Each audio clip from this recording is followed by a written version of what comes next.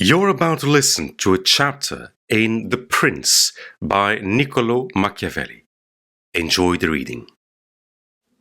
Chapter 25. What fortune can effect in human affairs and how to withstand her. It is not unknown to me how many men have had, and still have, the opinion that the affairs of the world are in such wise governed by fortune and by God, that men with their wisdom cannot direct them, and that no one can even help them. And because of this, they would have us believe that it is not necessary to labor much in affairs, but to let chance govern them. This opinion has been more credited in our times because of the great changes in affairs which have been seen, and may still be seen, every day, beyond all human conjecture. Sometimes, pondering over this, I am in some degree inclined to their opinion. Nevertheless, not to extinguish our free will, I hold it to be true that fortune is the arbiter of one half of our actions, but that she still leaves us to direct the other half, or perhaps a little less. I compare her to one of those raging rivers, which, when in flood, overflows the plains, sweeping away trees and buildings, bearing away the soil from place to place. Everything flies before it, all yields to its violence, without being able in any way to withstand it.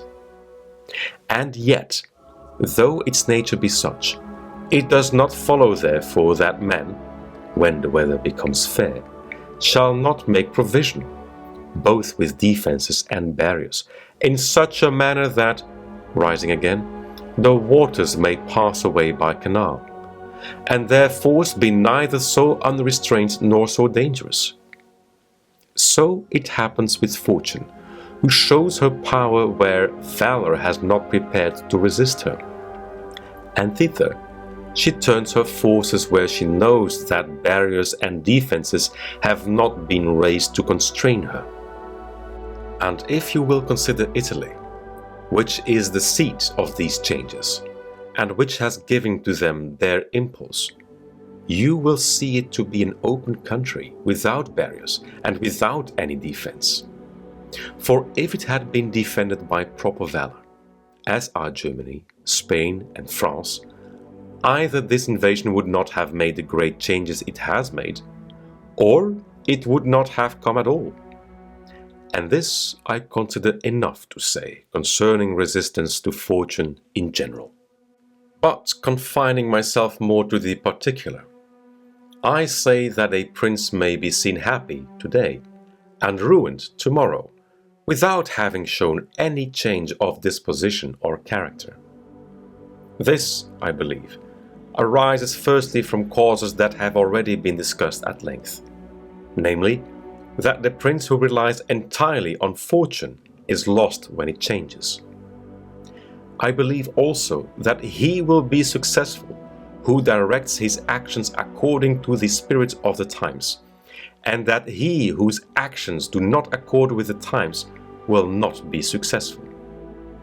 Because men are seen, in affairs that lead to the ends which every man has before him, namely glory and riches, to get there by various methods, one with caution, another with haste, one by force, another by skill, one by patience, another by its opposite, and each one succeeds in reaching the goal by a different method. One can also see of two cautious men the one attain his end, the other fail, and similarly, two men by different observances are equally successful, the one being cautious, the other impetuous. All this arises from nothing else than whether or not they conform in their methods to the spirit of the times. This follows from what I have said, that two men working differently bring about the same effects, and of two working similarly, one attains his object, and the other does not. Changes in a state also issue from this, for if, to one who governs himself with caution and patience, times and affairs converge in such a way that his administration is successful, his fortune is made. But if times and affairs change, he is ruined if he does not change his course of action.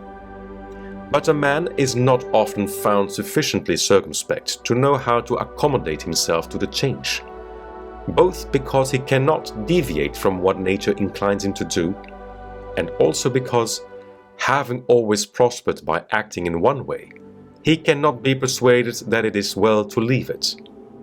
And, therefore, the cautious man, when it is time to turn adventurous, does not know how to do it. Hence he is ruined. But had he changed his conduct with the times, fortune would not have changed. Pope Julius II went to work impetuously in all his affairs, and found the times and circumstances conform so well to that line of action that he always met with success. Consider his first enterprise against Bologna, Messer Giovanni Bentivogli being still alive. The Venetians were not agreeable to it, nor was the King of Spain, and he had the enterprise still under discussion with the King of France.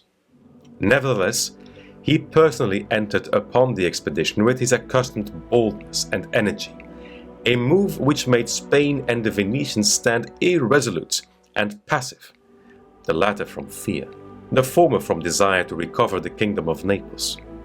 On the other hand, he drew after him the King of France, because that king, having observed the movement and desiring to make the Pope his friend so as to humble the Venetians, found it impossible to refuse him. Therefore Julius with his impetuous action accomplished what no other pontiff with simple human wisdom could have done. For if he had waited in Rome until he could get away, with his plans arranged and everything fixed, as any other pontiff would have done, he would never have succeeded. Because the King of France would have made 1,000 excuses, and the others would have raised 1,000 fears. I will leave his other actions alone, as they were all alike, and they all succeeded, for the shortness of his life did not let him experience the contrary. But if circumstances had a reason which required him to go cautiously, his ruin would have followed, because he would never have deviated from those ways to which nature inclined him. I conclude, therefore, that fortune being changeful and mankind steadfast in their ways, so long as the two are in agreement, men are successful, but unsuccessful when they fall out. For my part, I consider that it is better to be adventurous than cautious, because fortune is a woman, and if you wish to keep her under, it is necessary to beat and ill-use her. And it is seen that she allows herself to be mastered by the adventurous rather than by those who go to work more coldly. She is, therefore, always womanlike, a lover of young men, because they are less cautious, more violent, and with more audacity command her.